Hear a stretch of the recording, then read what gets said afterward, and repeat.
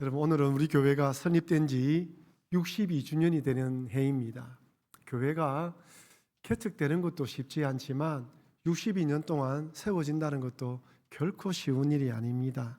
이렇게 62년 동안 은혜롭게 세워진 것은 전적인 하나님의 은혜이며 지금까지 수고하고 헌신하신 모든 성도님들의 노고 때문임을 믿으시길 바랍니다. 지난 62년 동안 인도해 주신 하나님께 감사드리면서 또 헌신하신 모든 분께 감사의 말씀을 드리고 앞으로도 우리 교회가 든든히 서갈 수 있도록 협력해 주시면 감사하겠습니다. 이렇게 교회 설립주일을 맞이해서 우리는 질문을 하나 해야 됩니다. 왜 하나님께서 우리 전포동 땅에 우리 교회를 세워주셨는가? 하나님께서 세우시길 원하는 그런 교회로 세워지고 있는가? 여러분, 우리 교회를 세우신 주님의 뜻이 무엇일까요? 제가 2016년 부산북교회 담임 목사로 부임하면서 여러분들에게 계속해서 똑같은 비전을 가지고 말씀을 드리고 있습니다. 우리 교회의 비전이 무엇이죠? 하나님을 찬미하는 교회, 온 백성에게 칭송받는 교회, 주께서 구원받는 사람을 날마다 더하는 교회. 한번 따라합시다. 예배, 칭찬, 전도. 이 세 가지가 키워드입니다. 사람들이 물으면 너 교회에서 뭐 하노? 우리 예배 드린다. 그래서 뭐 하는데? 칭찬받는 일을 해서 사람을 전도하는 것이 우리 목적이다. 간단하고 명료합니다. 옛날에 뭐 교회에서 우리가 몇천 명을 모이자 뭐 이렇게 이야기했는데 모이면 뭐 할 겁니까? 교회를 멋지게 지으면 뭐 할 거예요? 예배 드리는 사람이 되기 위해서 모이는 겁니다.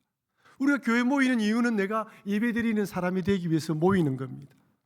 그리고 예배 드리면서 칭송을 받아야 돼요. 누구에게요? 하나님에게. 예수 믿는 우리 동료들에게, 가족들에게, 믿지 않는 사람들에게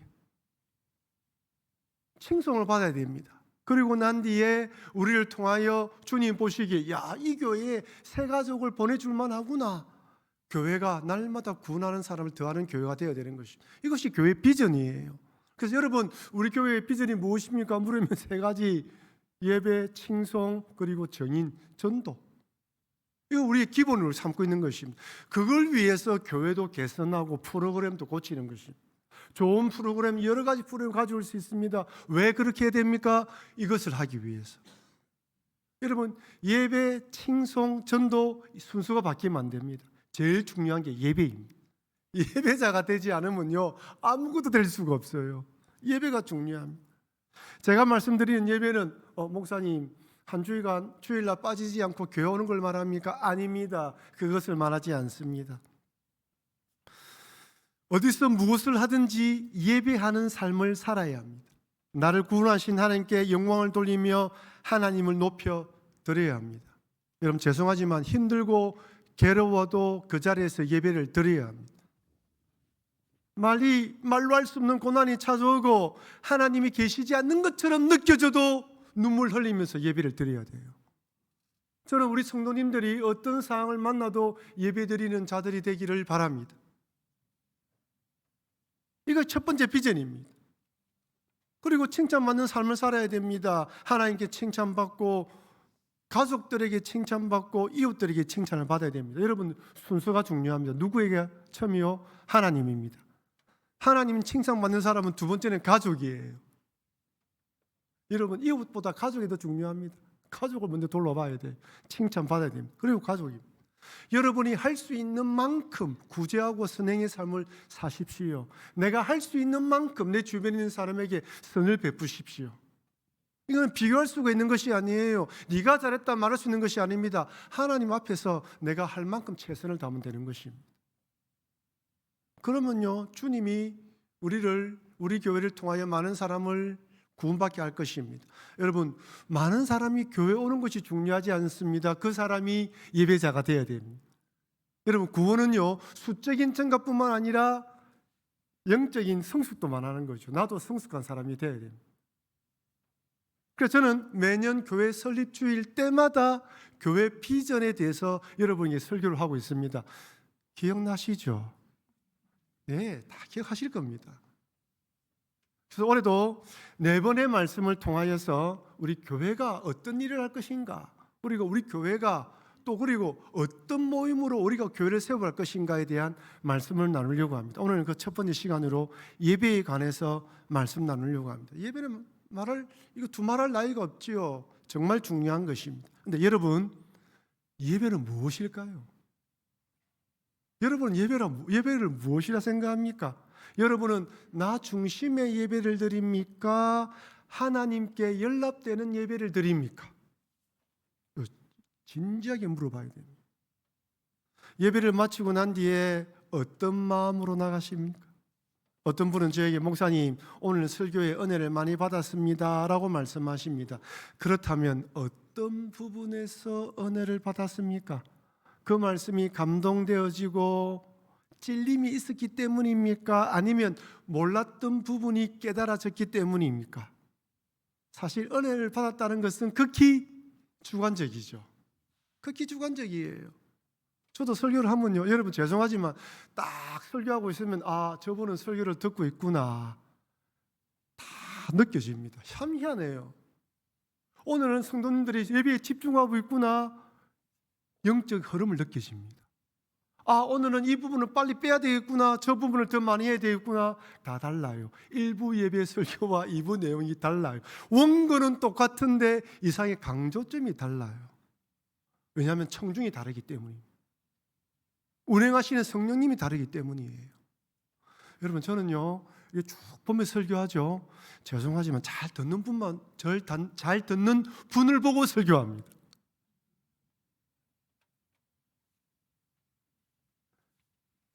그래서 우리가 예배에 은혜를 받는 것도 중요하지만 나의 예배가 하나님께 연락되는가, 하나님은 나의 예배를 기뻐 받으시는가에 초점을 맞춰야 됩니다. 오늘의 설교의 주제는 이것입니다.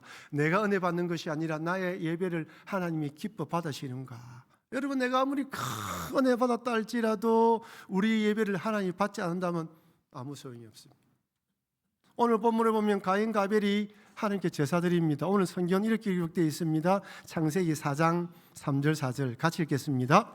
세월이 지난 후에 가인은 땅의 소산으로 제물을 삼아 여호와께 드렸고 아벨은 자기도 양의 첫 새끼와 그 기름으로 드렸더니 여호와께서 아벨과 그의 제물은 받으셨으나.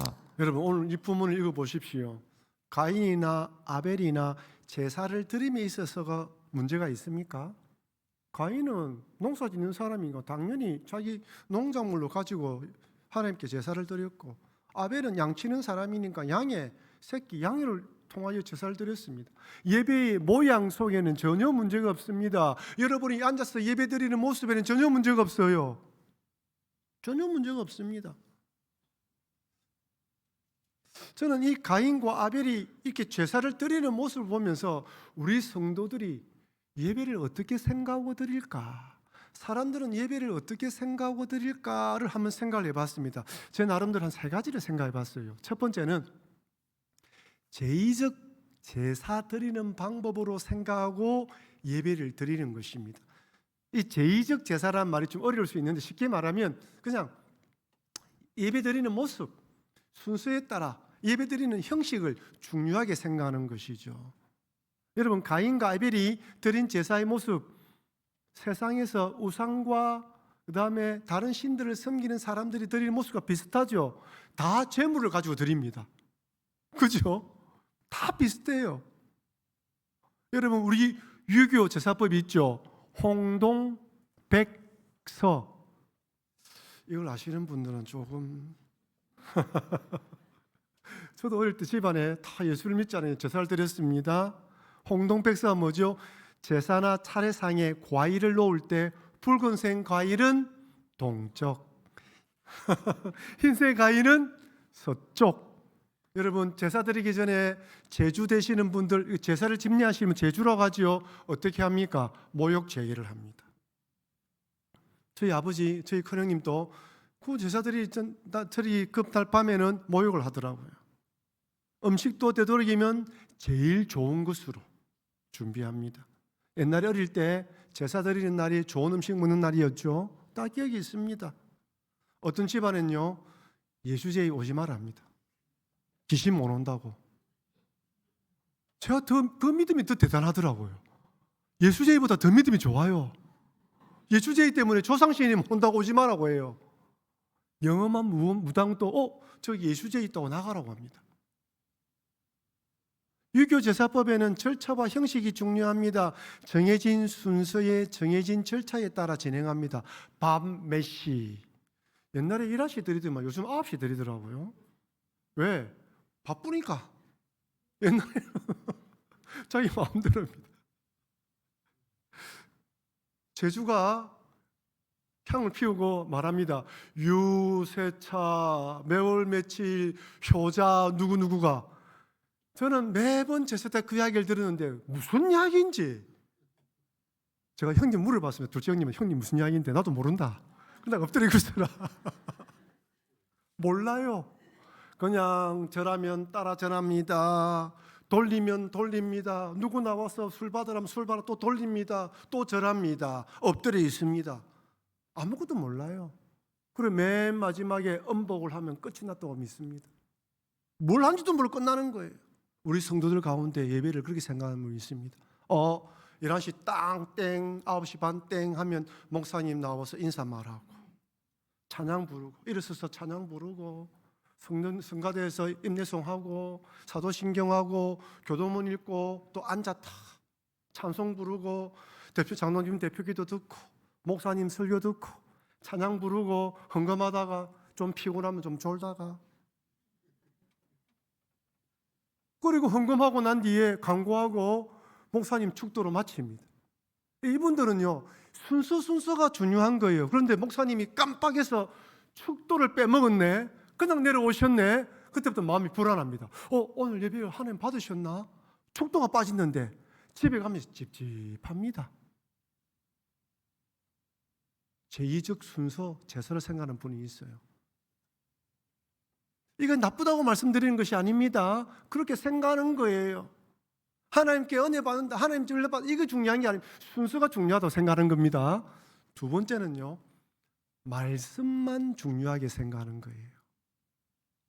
앞서 언급했처럼 선포된 말씀이 이해되어지고 깨달아지고 감동이 되었다면 그 예배는 괜찮다고 생각하는 것입니다. 그날 목사님 설교가 내하고 영 맞지가 않아. 오늘 내 마음을 불편해. 그러면 은혜가 안 되는 설교, 은혜가 안 되는 예배인 것입니다. 여러분 극히 자기 중심적이죠. 내가 예배의 중심에 있습니다. 내가 은혜 받는 게 중요하다고 생각하는 것이죠. 여러분 이렇게 말씀을 중요하게 생각된 것은 종교개혁의 산물입니다. 종교개혁 이전에는 성경이 어떤 언어로 기록되어 있었죠? 라틴어예요. 라틴어. 천주교 라틴어를 사용했습니다. 그러니까 신부들도 라틴어 성경을 읽고 라틴어로 설교했습니다. 그러니까 이 자리에서 미국 목사님이 한국 사람인데 영어로 설교하고 영어 성경을 읽는 거예요. 여러분 이해하겠습니까? 그러니까 그 당시에는 책도 귀했잖아요. 무슨 말씀을 전하는지 알지 못하고 듣고만 있는 거예요. 그냥 끝났는갑다. 그래서 천주교는 뭐가 많습니까? 제사적 방법이 많아요. 일어섰다가 앉았다가 향 뿌리다가 왜? 말을 못 알아들으니까. 이렇게 라틴어로 성경을 읽고 있었는데 종교개혁이 일어나면서 각자 언어로 번역하기 시작했습니다. 영어로, 독일말로, 프랑스말로. 여러분 종교개혁 당시 역사를 읽어보면요, 이 성도들이 자기 말로 된 성경을 읽으면서 눈물을 흘렸대요. 자기 말로 된 말씀을 들으면서 눈물을 흘렸다고 합니다. 우리는요 한글말로 성경을 읽고 한국말로 설교를 들어도 이제는 눈물 흘리지 않습니다. 시간이 지나가면서 설교 말씀이 중요하다고 생각하지만요 나도 모르게 판단을 합니다. 이 말씀이 내 귀에 들리면 듣고요, 내 마음에 맞으면 듣고, 그렇지 않으면 딱 귀를 닫아버립니다. 아무리 용서하고 사랑에 대한 설교를 해도 이 이야기는 누가 들어야 되는 이야기? 저 김지사, 이집사 누구 들은 이야기로 생각합니다. 이 이야기는 내 아내가 들어야 되는데, 내 남편이 들어야 되는데 돌려요. 모든 이야기를 내 것으로 받아들이지 않아요. 나도 모르게 취사 선택합니다. 편집해요. 여러분 우리 삶에 말씀을 듣고 변화가 일어나지 않은 이유 중에 하나가 바로 그것입니다. 내가 듣고 싶은 이야기만 듣고 싶은 거예요. 그러니 말씀을 들어도 변화가 일어나지 않습니다. 어쨌든 말씀을 중요하게 생각하는 사람은요, 말씀이 내 가슴에 와 닿아야 그 예배가 예배다운 예배라고 생각하는 것입니다. 극히 주관적이죠. 세 번째는요, 감동입니다. 감동. 내 마음이 뜨거워졌냐라는 것이죠. 여러분, 아프리카나 남미 사람들이 예배드리는 거 봤습니까? 절로 춤을 춰요. 얼마나 흥겨운지 몰라요. 막 장구, 북 다 동원합니다. 예배 시간이 막 잔치 같습니다. 그죠? 찬양도 오래 부릅니다. 뜨겁게 찬양을 합니다. 설교 말씀은 짧습니다. 기도도 뜨겁습니다. 우리처럼 조용히 기도하지 않습니다. 온 교회가 떠나갈 듯이 뜨겁게 소리내어서 기도합니다. 제가 대학교 졸업하고 신학교를 가기 전에 여러분 경기도 이천 아시죠? 이천에서 직장 생활을 1년 했습니다.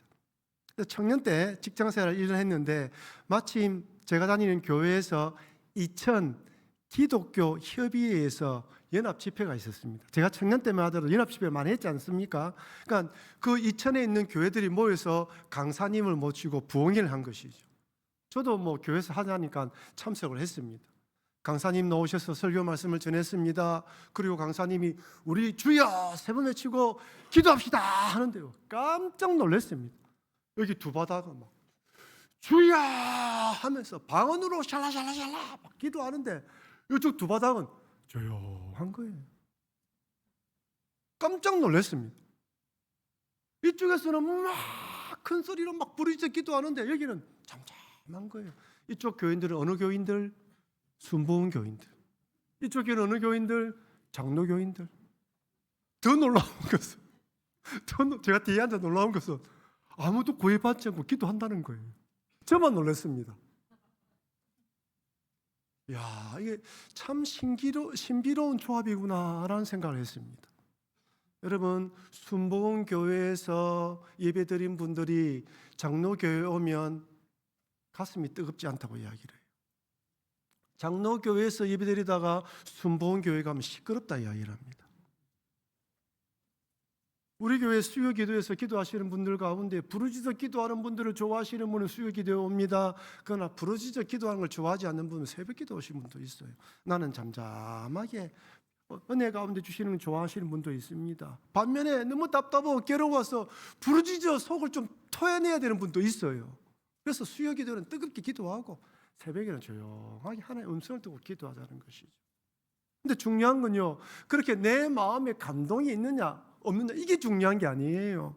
제가 말씀드리는 것은 어떻게 내가 은혜 받고 말씀에 감동받느냐보다 더 중요한 것은 찬양하면서 뜨거웠냐 중요한 것보다 중요한 것은 나의 예배를 하나님이 받으시냐는 거예요. 나는 은혜 받았는데 하나님이 나의 예배를 안 받으면 무슨 소용이 있습니까? 자, 다시 창세기로 돌아갑시다. 그렇다면 왜 하나님은 가인의 제사를 받지 않고 아벨의 제사만 받았을까요? 겉으로 보기에는 별반 다를 바가 없습니다. 필요한 걸 드린 것 같습니다. 근데 히브리서에서 이렇게 말합니다. 히브리서 11장 4절 같이 읽겠습니다. 믿음으로 아벨은 가인보다 더 나은 제사를 하나님께 드림으로 의로운 자라 하시는 증거를 얻었으니 하나님이 그 예물에 대하여 증언하심이라. 그가 죽었으나 그 믿음으로써 지금도 말하느니라. 믿음으로 아벨은 가인보다 더 나은 제사를 드렸다고 이야기합니다. 믿음이란 말이 두 번 포함되어 있습니다. 그럼 여기서 믿음을 뭘 말할까요? 하나님을 믿는 믿음을 말할까요? 그러면 가인은 하나님이 계시지 않다고 생각하면서 예배를 드린 것일까요? 아니에요. 가인도 하나님이 있다고 믿었습니다. 그럼 여기서 말하는 믿음은 무엇을 말할까요? 예배자의 삶이 포함된 제사를 말합니다. 그가 드린 예물뿐만 아니라 그의 삶의 제사를 말해요. 창세기 4장 4절부터 5절 말씀은 이렇게 기록되어 있습니다. 우리 다시 한 번 더 창세기 4장 4절 5절 말씀을 같이 읽겠습니다. 아벨은 자기도 양의 첫 새끼와 그 기름으로 드렸더니 여호와께서 아벨과 그의 제물은 받으셨으나 가인과 그의 제물은 받지 아니하신지라. 가인이 몹시 분하여 안색이 변하니. 아벨과 그의 제물, 가인과 그의 제물입니다. 하나님은 그의 제물만 본 게 아니에요. 누굴 봤습니까? 아벨과 가인을 보았습니다. 하나님은 여러분들이 오셔서 찬양 부르고 헌금하는 그 물질만 보는 게 아닙니다. 여러분의 삶의 자세와 일주일 동안 살아온 삶의 예물을 본다는 거예요. 여러분, 가인을 한번 보십시오. 가인의 예배가 일납되지 않자 뭐라 되어 있습니까? 4절 마지막 절에 가인이 몹시 분하여 안색이 변하다 되어 있습니다. 여기 몹시 분하여라고 번역된 히브리의 뜻은 맹렬하다, 진노하다, 미치다는 말이에요. 화가 났다는 것이죠. 자신의 제사가 연락되지 않자 맹렬하게 진노했습니다. 안색이 변했다라고 번역된 히브리의 뜻도 그의 얼굴이 땅에 떨어졌다는 말이에요. 무슨 말입니까? 땅에 떨어져서 얼굴이 불그락불그락 하면서 눈이 크게 뜨면서 씩씩거리고 있는 모습입니다. 가인은요, 자신의 제사가 반드시 연락되어야 한다고 생각하고 있습니다. 이 정도 정성을 들였다면 하나님이 당연히 받아야지. 왜 내 제사를 받지 않는 거야? 내 제사가 뭐가 부족해서 그렇게 받아주지 않는 거야? 하나님께 화를 내고 있습니다. 이렇게 안색이 변한 가인의 모습만 보더라도 왜 하나님께서 가인의 제사와 가인을 받지 않았는지를 알 수가 있죠. 가인은요, 당연히 내 같은 사람이 드린 제물은 받아야지 이렇게 생각하는 거예요. 가인은 하나님 중심, 하나님께서 원하시는 예배자의 삶과 마음을 가지고 있지 않습니다. 저는 가인의 이런 모습을 보면서 바리새인들이 떠올랐습니다. 이들은요, 거룩하게 예배드리고 금식합니다. 시장에서 자기가 금식하는 것을 드러냅니다. 시장에서 사람들이 많은 곳에서 나는 기도한다고 드러냅니다. 얼마나 기도가 거창하고 거룩하게 기도하는지 몰라요. 헌금도 많이 합니다. 동전에 이러면서 헌금이 들어가는 소리가 마치 나팔 부는 소리처럼 들린다고 합니다. 자기를 자랑합니다. 예수님은 이런 바리새인들을 향해서 회칠한 무덤이라고 질타했습니다. 여러분, 회칠한 무덤이 뭐냐면요, 무덤에 회를 칠해가지고 아름답게 꾸미놓은 걸 말해요. 여러분, 그 무덤 안에 뭐가 있습니까? 썩은 시체예요. 썩은 냄새가 진동합니다. 바리새인들의 신앙이 이와 같다는 것이죠. 또 외식하는 자들이야 책망합니다. 바리새인들은 속에 탐욕으로 온갖 죄를 지으면서 거룩한 척하고 있습니다. 누가 보아도 의인이며 믿음 좋은 사람처럼 보이지만 속은 가득합니다. 이들은 나는 죄인입니다, 주님의 은혜로 살아갑니다라는 겸손한 마음으로 하나님 경외하지 않습니다. 아마 여러분 이 자리에 와서 예배 드릴 때 제일 먼저 무슨 기도를 했습니까? 주여, 이 죄인이 또 이 자리에 나왔습니다. 내가 얼마나 부족한 죄인임이 압니다. 우리는 다 회개하고 주님 앞에 겸손하게 기도하는 사람들입니다. 이들은 그런 마음이 없어요. 내가 누구인데, 나는 저 사람보다, 저 세리보다 믿음이 좋은 사람이에요. 여러분, 제가 질문 드릴게요. 만약 가인이 겸손한 예배자였다면 자신의 제사가 연락되지 않았을 때 어떻게 했을 것 같습니까? 이렇게 화를 냈을까요? 아니죠. 돌아봤겠죠. 하나님께 물었지요. 그리고 연락받은 아벨의 제사를 보았겠지요. 아벨에게 시선을 집중했겠지요.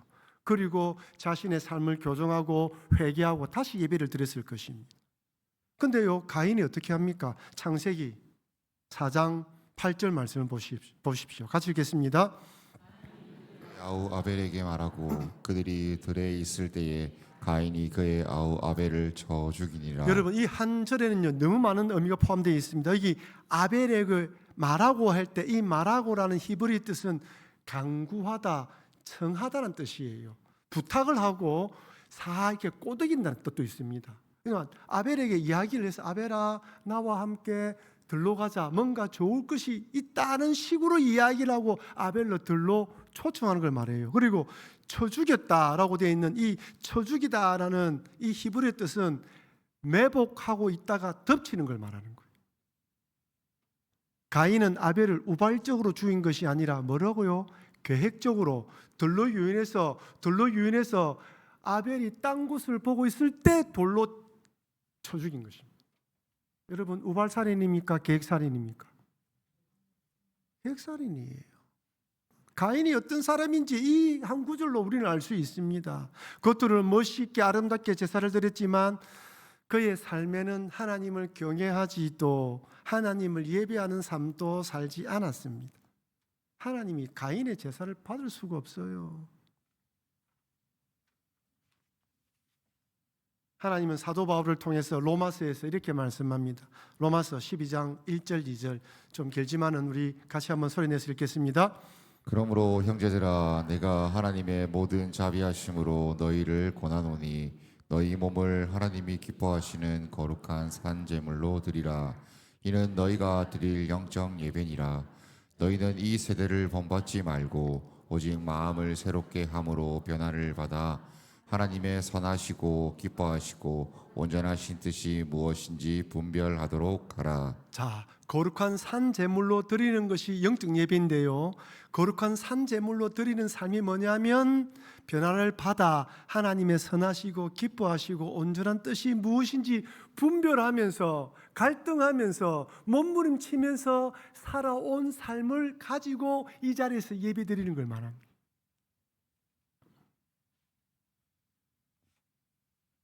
하나님이 선하시고 기뻐하시고 온전한 뜻이 무엇인지 분별하는 삶, 그것을 알기 위해서 성령께 기도하면서 그렇게 몸부림치는 삶, 그것을 내 삶의 제물로 가지고 와서 이 자리에서 예배를 드리는 것이 산제물로 예배 드리는 거예요.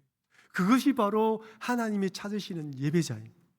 그러니까 제가 하나님을 찬미하는 교회 예배자가 되자고 말씀하시는 그 예배자는 이렇게 하나님을 경배하는 삶을 사는 성도로 예배드리는 삶을 말합니다. 그래서 힘들어도 어려워도 하나님의 뜻이 있으면 믿고 눈물 뿌리며 예배해야 됩니다. 사랑하는 성도 여러분, 지난 62년 전에 이곳 전포동에 우리 부산북교회를 세워주시고 지금까지 인도해 주셨습니다. 하나님께서 우리 교회를 세우신 이유는 참된 예배자를 찾기 위해서입니다. 내가 은혜 받는 것도 중요하지만 하나님께서 받으시는 예배 드리는 것이 더 중요합니다. 하나님께서 살아계심을 믿고 내 삶의 현장에서 하나님의 선하시고 기뻐하시고 온전한 뜻이 무엇인지 분별한 삶의 제사를 드려야 합니다. 이렇게 우리 몸을 산제물로 드릴 때 하나님은 우리의 예배를 기뻐 받아주십니다. 그러니 이런 참된 예배를 받기 위해 우리 부산북교회를 세워주셨음을 잊지 마시고 주님 오실 때까지 남은 평생 산제물로 하나님께서 기뻐하시는 영적 예배를 드리시는 여러분과 제가 되길 주의 이름으로 축원합니다. 우리 받은 말씀을